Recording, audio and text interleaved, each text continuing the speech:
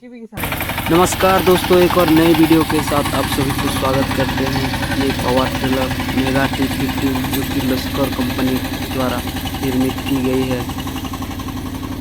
यहाँ पर एक लड़का पॉडलिंग कर रहा है, तो एक वीडियो बनाए हैं हम लोग। ये जो मेगा T15 पावर टिलर है, इसमें आज पॉडलिंग कर रहा है और क्या परफॉर्मेंस रहती है पॉडलिंग में ये पावर टिलर, इस वीडियो में आप देख ही रहे होंगे। शानदार पॉडलिंग हो रहा है, बिल्कुल भी इस पावर टिलर में मेंटेनेंस नहीं आती है, बहुत कम मेंटेनेंस देखने को मिलता है। और अभी किसान जो इस किर्लोस्कर कंपनी की पावर टिलर को बहुत ज़्यादा पसंद भी करते हैं।